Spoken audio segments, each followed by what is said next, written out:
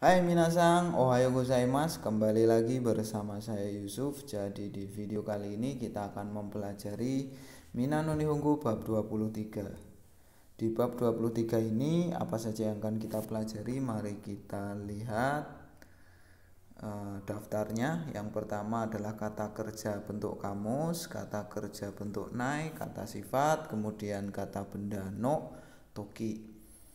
Yang kedua, kata kerja bentuk kamus, kata kerja bentuk tak, toki. Yang ketiga, kata kerja bentuk kamus, to.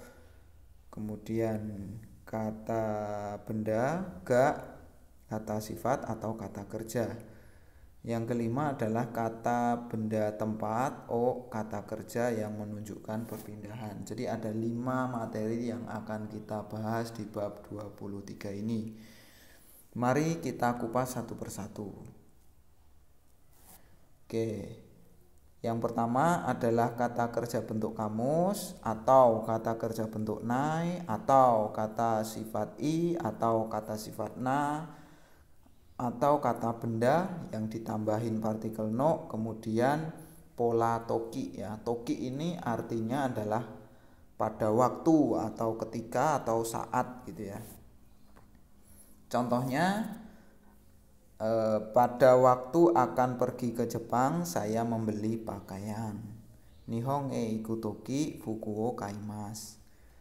Ya, jadi kata kerjanya bentuk kamus. Kemudian yang kedua, ketika tidak punya uang, saya tidak membeli apapun. Ini untuk contoh kata kerja bentuk nai atau negatif. Okanega nai toki nanimo kaimaseng. Kemudian contoh yang ketiga, ini untuk kata sifat i. Ketika muda, saya selalu bermain dengan teman. Wakai toki itsumo tomodachito asobimasu. Oke ya, jadi tinggal ditambahin toki aja. Cuman bentuknya adalah kata kerja bentuk kamus atau kata kerja bentuk nai atau kata sifat i. Itu langsung tambahin toki aja. Namun yang keempat ini adalah kata sifat na, itu harus ditambahin na. Jadi misalnya gengki, gengki itu kan sehat ya.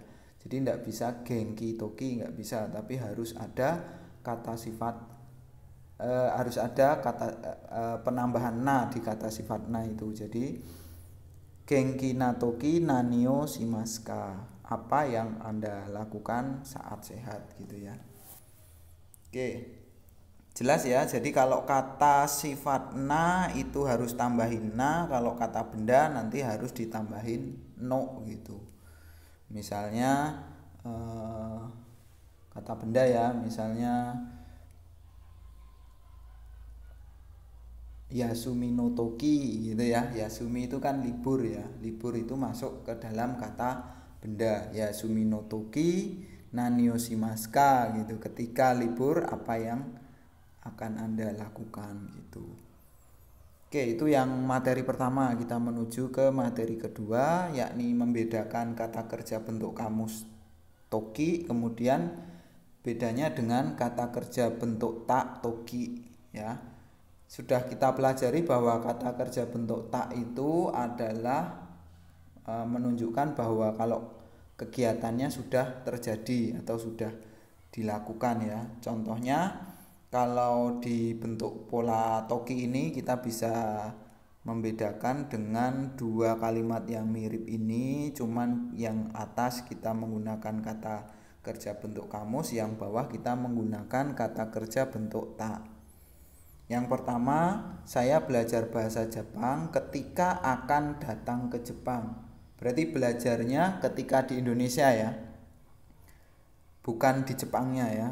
Saya belajar bahasa Jepang ketika akan datang ya. Akan datang berarti belum datang ke Jepang toh itu ya. Belajarnya itu ketika belum datang ke Jepang kan, ketika akan datang ya, berarti pakai pola kalimat kata kerja bentuk kamus toki gitu. Berarti nihon e kuru toki nihongo benkyou shimasu. Seperti itu. Kemudian yang kedua, ini sedikit berbeda, kita cuman mengganti akan menjadi sudah ya kalau dalam bahasa Indonesia. Saya belajar bahasa Jepang ketika sudah datang ke Jepang. Berarti dia mulai belajarnya itu ketika sudah nyampai di Jepang. Itu menggunakan pola tatoki ya. Nihonge kitatoki, nihongo benkyo shimasu. Jadi kejadiannya itu terjadi ketika sebelum atau sesudah gitu loh. Nah, jadi kalau akan apa, ketika akan apa gitu maka pakai pola kata kerja bentuk kamus toki. Namun ketika kita mau bilang bahwa ketika sudah apa maka menggunakan kata kerja bentuk tak toki gitu ya. Oke, itu untuk materi kedua. Kami harapkan minasang latihan ya, banyak-banyak latihan untuk pola ini, terutama yang kedua ini membuat kalimat karena pemahamannya lebih mudah diterima apabila sering-sering latihan. Oke, untuk yang berikutnya adalah prasyarat ya. Jadi kata kerja bentuk kamus, partikel to, kemudian apa yang ingin diharapkan terjadi gitu ya. Jadi kalau dalam bahasa Indonesia kita punya kata jika atau kalau gitu ya, boleh diartikan kalau atau jika. Namun ini bukan pengandaian tapi adalah syarat supaya sesuatu hal itu terjadi.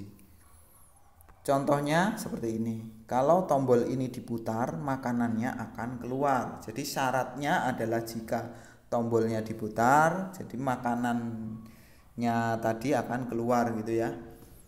Tapi kalau tombolnya nggak ditekan ya berarti nggak diputar, berarti makanannya nggak bisa keluar. Jadi itu syarat.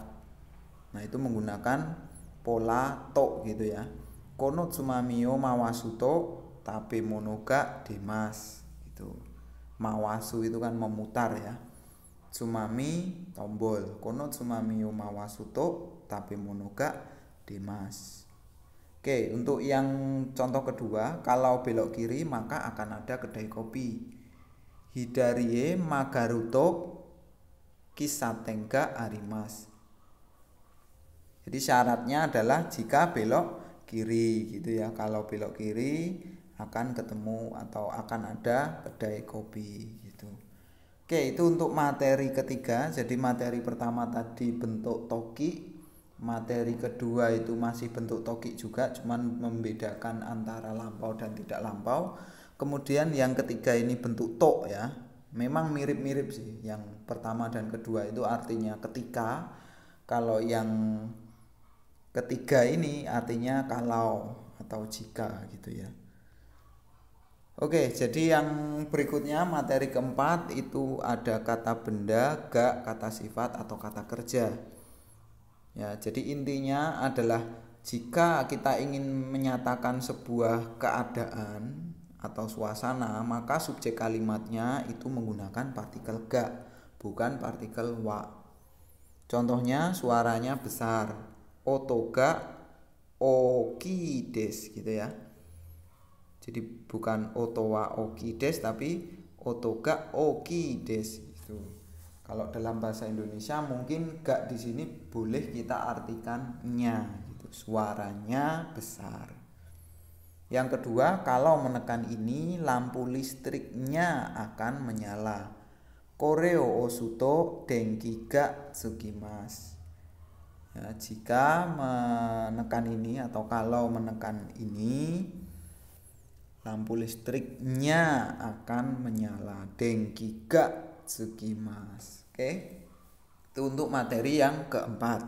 Oke, kalau sudah paham kita menuju ke materi yang terakhir yakni yang kelima, itu ada kata benda tempat, kemudian partikel o, kata kerja yang menunjukkan gerakan perpindahan. Jadi ketika kita ingin menunjukkan sebuah gerakan perpindahan itu menggunakan partikel o. Contohnya turun dari bus itu basuo orimas. Ingat ya bahwa kalau turun itu partikelnya o, kalau naik partikelnya ni. Karena kalau naik itu kita menganggap bahwa bisnya itu sebagai tempat tujuan kita gitu ya, tujuan yang dinaiki. Makanya basuni norimas. Sedangkan kalau turun itu basuo orimas ya. Diingat ya teman-teman ya. Kemudian yang kedua, setiap hari saya berjalan kaki. Mainichi michio arukimasu. Michi itu kan jalan, arukimasu jalan kaki. Ya, kalau kita menggunakan logika bahasa Indonesia, kita harusnya pakai partikel D atau partikel ni gitu ya. Jadi setiap hari jalan kaki di jalan gitu ya. Tapi salah kalau kita menggunakan partikel ni. Yang benar kita menggunakan partikel o. Karena apa? Karena michi atau jalannya itu kita anggap sebagai objek untuk dijalani. Jadi seperti menyusuri jalan gitu atau menyusuri sungai. Nah, jadi kan jalan atau sungainya tadi kan sebagai objek untuk dijalani gitu ya. Oke, bulat-bulat ya, tapi saya harapkan teman-teman bisa paham.